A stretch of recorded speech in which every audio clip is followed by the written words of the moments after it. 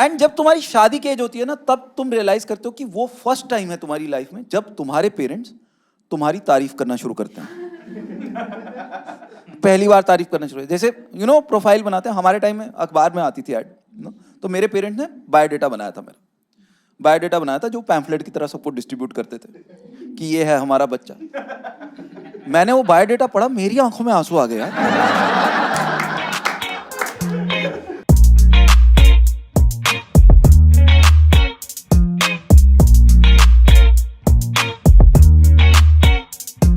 And I think today's generation is very lucky, बहुत lucky है तुम्हारी जनरेशन, क्योंकि तुम्हारी जनरेशन में ना शादी, इवन अरेंज मैरिज आसान हो गई। अरेंज मैरिज भी ऑलमोस्ट लव मैरिज जैसी होगी, क्योंकि अब तुम खुद ढूंढ सकते हो, क्योंकि अब तो वो ऑनलाइन ऐप्स आ गई, मैट्रिमोनियल ऐप्स आ गई, जिसपे तुम ढूंढ सकते हो खुद की जीवन साथी पे गए और अपने लिए अपना पार्टनर खुद ढूंढ लिया अरेंज मैरिज में। हमारे पास वो चॉइस नहीं होती थी, हमें पेरेंट्स वाला नेटवर्क यूज करना पड़ता था। उसमें भी पेरेंट्स एहसान मार रहे होते थे कि तेरे को तो फिर भी मिलवा रहे, मैं तेरी मम्मी को मंडप में ही मिला था। हम पूरी तरह पेरेंट्स पे डिपेंडेंट थे, क्योंकि कोई ऑनलाइन वाला सिस्टम नहीं होता था। Right, imagine there was no Jeevansathi. हम जा रहे हैं अपने दोस्तों के पास कि यार मेरी ना शादी की उम्र हो रही है, कोई लड़की अच्छी हो तो बताना। और मेरे तो दोस्त भी ऐसे हरामी थे, वो कोई लड़की बताएंगे तो बल्कि मुझे ज्यादा शक होगा।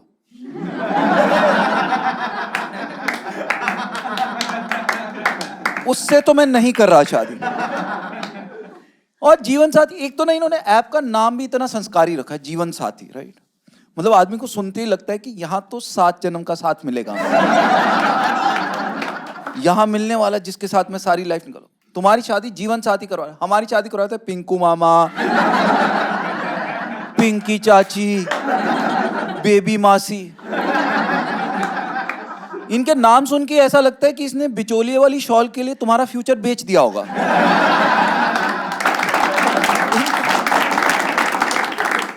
फर्क नहीं पड़ेगा। और ये अकेली एक ऐसी ऐप है कि अगर आप यूज कर रहे हो ना, तुम्हारे पेरेंट्स कभी टोकेंगे नहीं कि ये कहां टाइम वेस्ट कर रहा है फोन में घुसा हुआ। इनफैक्ट तुम अगर बोल भी दो ना घर पे, अगर तुम्हारे पेरेंट्स कह रहे कि बेटा जाके पासबुक अपडेट करवा, एंड यू आर लाइक नहीं मम्मी मैं ना अभी वो जीवन साथी ऐप पे लगाओ। ओ जीवन साथी, कोई बात नहीं मैं खुद अपडेट करवा लूं, तू मन लगा के जीवन साथी पे काम कर, तू कॉन्सेंट्रेट कर। कोई चाय वाय चाहिए तो पापा को बोल दियो, वो बना देंगे, वो कर देंगे। एंड पेरेंट्स का क्या होता है कि एक तो ना पेरेंट्स की होती है 2 pronged स्ट्रेटेजी, जहां पहले उनका काम होता है बच्चों को गिल्टी फील कराना, और उसके बाद उसके लिए रिश्ता ढूंढना। और पेरेंट्स गिल्टी फील कराने में पेरेंट्स PhD पैदा होते हैं। और भगवान ना करे अगर तुम बड़े भाई बहन हो, अगर तुम सबसे बड़े हो ना घर में, तो अलग लेवल का प्रेशर है कि तू शादी करेगा तभी तो बाकियों की होगी। क्यों मैंने सबका OTP रोक रखा है क्या यहां?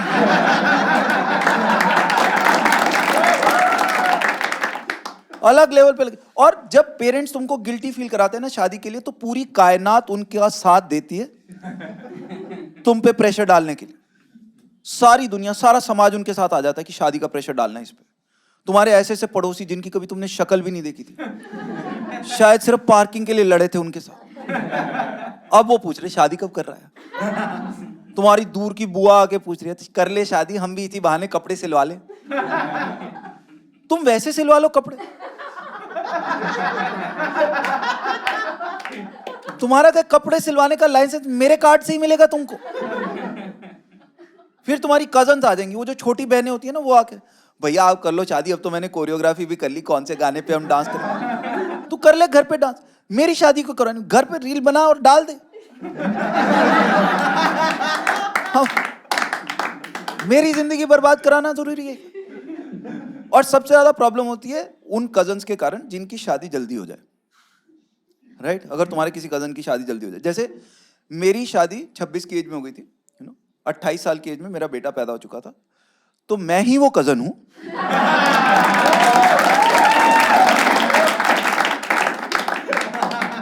जिसकी वजह से बाकी सारे भाई बहनों पे प्रेशर डल रहा है। And me being a good cousin, मैं वो ऐड करता था वो प्रेशर फर्दर। मेरी बुआ का बेटा था आशीष, मेरे से 3 साल बड़ा था, मैं उनके घर जाता था, अपने बेटे को लेके जाता था। बेटा आशीष था, वो ताऊ जी हुए ना, ये चाचा तो नहीं हुआ ना। 3 साल पढ़ा। ताऊ जी से पूछो ताई जी कब आ रही है।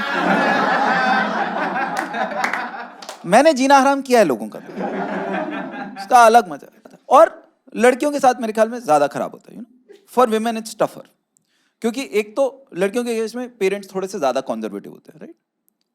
शुरू में उनको होता है कि हम थोड़ा कॉन्जर्वेटिव रहेंगे, बच्चे के साथ थोड़ा स्ट्रिक्ट रहना, लड़की के साथ उनको, बट जैसे जैसे लड़की की एज होती जाती है वो ओपन माइंडेड होते जाते हैं, राइट। 20-21 साल की लड़कियों को कहेंगे कि हमारी चॉइस का लड़का होगा, हमारी बिरादरी का होगा, हमारी सैलरी ब्रैकेट का होगा, हमारे रीजन का होगा, ये होगा वो होगा, सब कुछ हमारी चॉइस का होना चाहिए। फिर 2-3 साल अगर वो ना ढूंढ पाए तो then they come to the girl, कोई तेरी चॉइस का है तेरे दिमाग में, कोई तेरा जानने वाला है तो बता जो हमारी बिरादरी का हो, हमारे सैलरी ब्रैकेट का। और अगर कहीं तुम 30 पार करके देन दे आर लाइक बेटा बस लड़का होना चाहिए,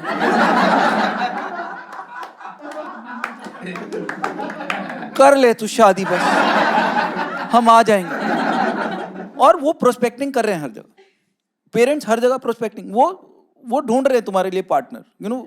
लेडीज मेक नो मिस्टेक, तुम ग्रेजुएशन में जस्ट सिर्फ फर्स्ट ईयर में गई हो ना, उसके बाद तुम्हारा कोई भी फ्रेंड अगर तुम्हारे घर आया है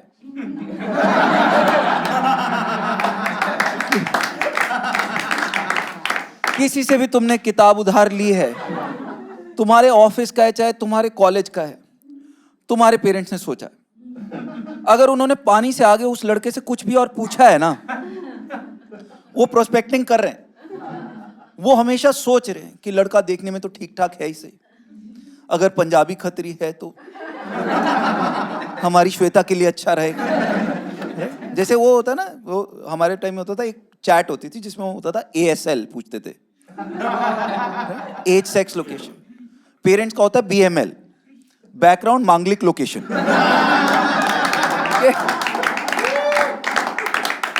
ये 3 मैच करते और तुमको गिल्टी भी फील करवाएंगे, राइट। तुमको गिल्टी फील करवाते रहेंगे, क्योंकि अगर इन्होंने कोई प्रोफाइल ऐसा देख लिया जो तुम्हारी किसी फ्रेंड का है जिसके बच्चे भी हो चुके हैं,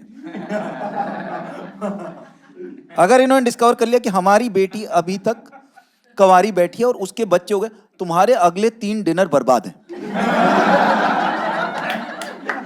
चाहे वो तुम्हारी सबसे नालायक फ्रेंड रही हो, जिससे इन्होंने पहले बोला हो कि सुनीता से दूर रहा कर, अब ये डिनर पे बैठ के तुम्हारे साथ डिस्कस कर रहे हैं कि सुनीता सही रही, इसने ग्रेजुएशन के टाइम में ही शादी कर ली, टाइम से बच्चे भी कर लिए साथ के साथ, तू ही अपना टाइम वेस्ट करती रही, वाइस प्रेसिडेंट बन के लग गई हुई है कंपनी के अंदर।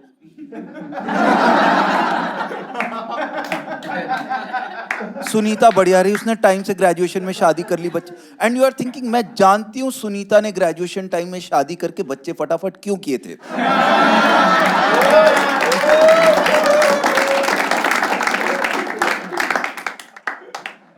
फिर आता है उनका हंटिंग मोड, जब वो उनको हो जाता है कि अब बच्चा तैयार है, अब ढूंढना शुरू कर दो शादी के लिए। जब इनको क्लियर हो जाता है ना कि अब बच्चे ने भी बोल दिया कि ढूंढ लो, ये घुस जाते हैं मार्केट में पूरा, ये बता देते सबको कि हमारा प्रोडक्ट मार्केट में लॉन्च हो गया, ये 10 दिशाओं में ढूंढ रहे हैं हमारे लिए। अगर तुम खुद अपना प्रोफाइल नहीं बना रहे हो ना जीवन साथी पे, ये खुद जाके प्रोफाइल बना देंगे तुम्हारा, ये खुद जाके प्रोफाइल बना देंगे, रोज उसको अपडेट भी करेंगे कि इस हफ्ते मेरे बेटे ने एम्प्लॉय ऑफ द मंथ जीता है, पिछले मंथ वो ऑफ साइट में पिंग पोंग का मैच भी जीत के आया। ये सब डाल रहे हैं, ये अपनी पासबुक अपडेट कराए ना कराए बैंक से, तुम्हारी प्रोफाइल जरूर अपडेट करते रहेंगे। और तुम शाम को जैसे ही बैठोगे ना, तुम्हें 5 प्रोफाइल दिखा देंगे, ये देखिए आज मैंने चुने हैं, ये है हमारी आज की कमाई, चुन लो इनमें से एक को। ये पीछे पड़ जाते और ये फैला भी देते हैं सब में, ये सबको बोल देंगे। मतलब ये तुम्हारे पेरेंट्स अगर अभी तक सोशल नहीं थे ना, अब सोशल हो जाएंगे। ये उस कजन की शादी में भी जाएंगे जिसके बाप ने इनकी जायदाद हड़पी थी।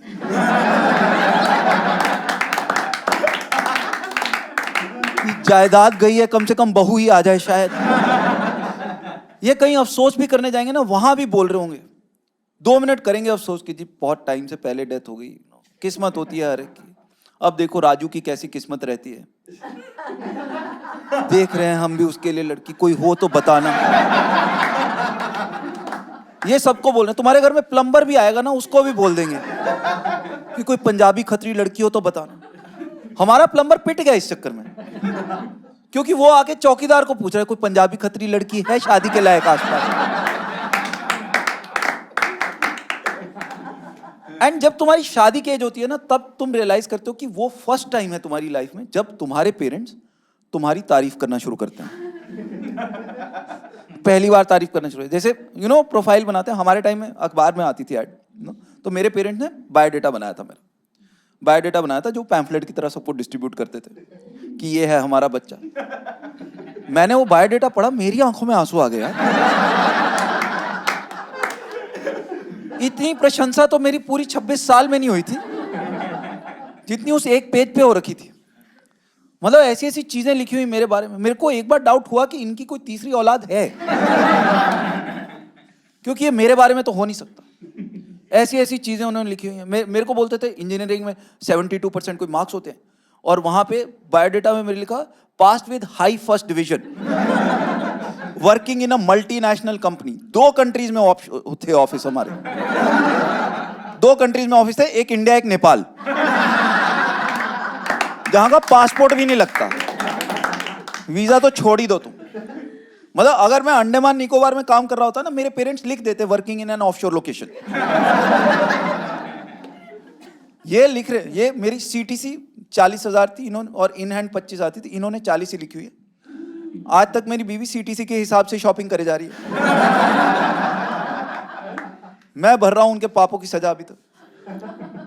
और है क्या, अब फायदा ये ना कि अब ये जो मैट्रिमोनियल ऐप्स है, जीवन साथी, इन पे जाओ, तुम चैट कर सकते हो पहले, राइट? तुम पहले ही चैट कर सकते हो, बात कर सकते हो, और घर बैठे बैठे तुम रिजेक्ट हो सकते हो बाइज्जत, राइट? नहीं बनी बात आपस में, तुम्हारे ओपिनियन नहीं मिले, we want different things in life, उसको टेलर स्विफ्ट नहीं पसंद, she is a dog person, I am a cat person, जो भी आजकल चल रहा है, तुम घर बैठे बैठे रिजेक्ट हो सकते हो। हम हर सैटरडे तैयार होके जाते थे रिजेक्ट होने, विद फैमिली कार में बैठ के आओ जलील होके आते हैं। हर सैटरडे जा रहे हो। तो मैं इतना रिजेक्ट हूं, मुझे लगता था मेरा सैटरडे पे शनि बैठा हुआ है। क्योंकि हमारे टाइम में कोई पहले बात नहीं होती थी, बायोडेटा मिलते थे, पेरेंट्स आपस में डिस्कस करते थे कि एक मीटिंग कर लेते हैं, और वो वही एक मीटिंग मिलती थी, वही 70 मिनट तुमको मिलते थे कि ये 70 मिनट तुमसे कोई नहीं छीन सकता, पर ये 70 मिनट तुमसे तुम्हारी जिंदगी छीन सकते हैं।